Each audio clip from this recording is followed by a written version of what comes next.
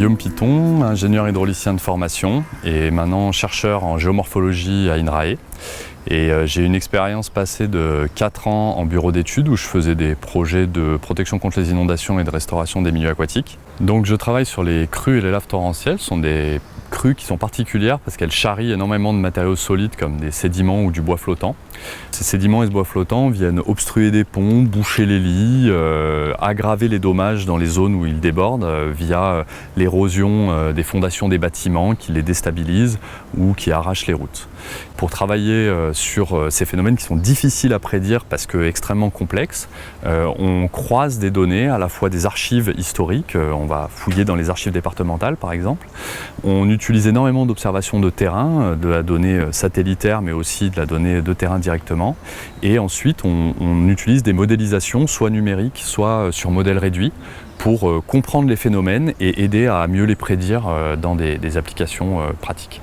Ces crues torrentielles et ces laves torrentielles, en fait, on les voit de manière naturelle et très fréquente dans les montagnes, loin des populations humaines.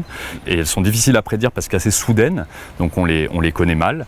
Mais un exemple qui a marqué vraiment les mémoires récemment, c'est la tempête Alex qui a dévasté les vallées de la Vésubie et la Roya à l'automne 2020. Des centaines de maisons ont été détruites, des kilomètres de réseaux routiers ont été endommagés. La vie de ces vallées a été complètement chamboulée et continue de l'être en ce moment.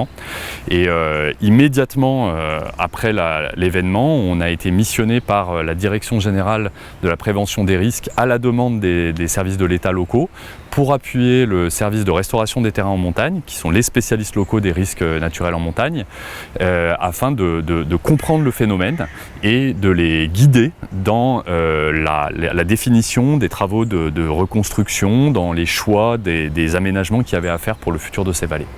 Du coup, des épisodes extrêmes comme cette tempête Alex ou comme l'épisode récent qu'il y a eu à la Bérarde où plus de 100 personnes d'un petit village ont dû être évacuées en hélicoptère pendant une crue torrentielle, c'est des épisodes où l'État nous demande de les appuyer.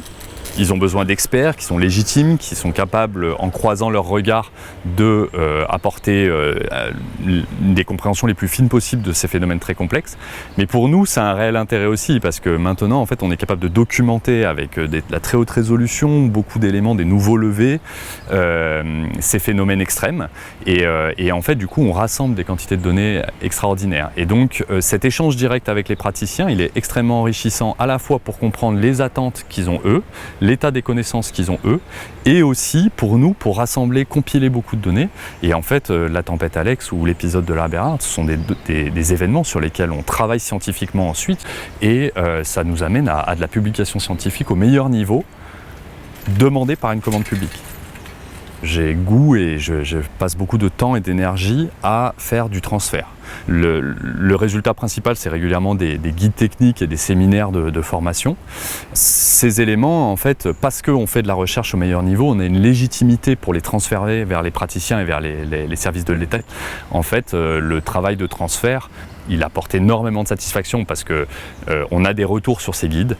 Et on nous dit, ces éléments, ils n'existaient pas, on ne les avait pas à disposition. Et donc, des décisions changent suite à des éléments que nous apportons.